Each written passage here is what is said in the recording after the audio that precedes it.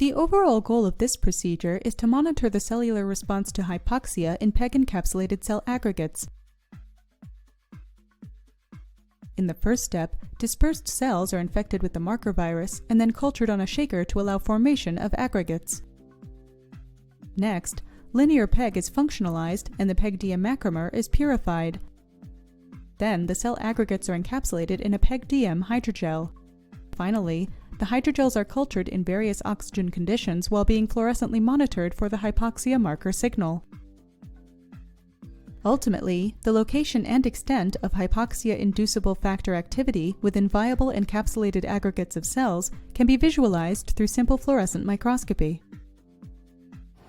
This method can help answer key questions in the cell encapsulation and cell-based therapeutic delivery fields, such as where does hypoxia occur within 3D cultures and how does it impact cell survival and function.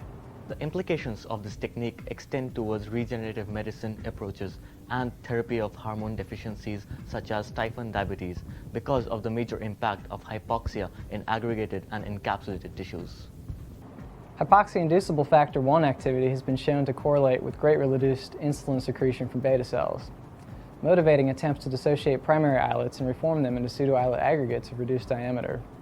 Our marker can indicate hypoxia-inducible factor activity within aggregates at a cellular level within any lucent encapsulating material. PEG was chosen as a capsule material due to its favorable transfer properties, cytocompatibility, and the ease with which it can be functionally modified.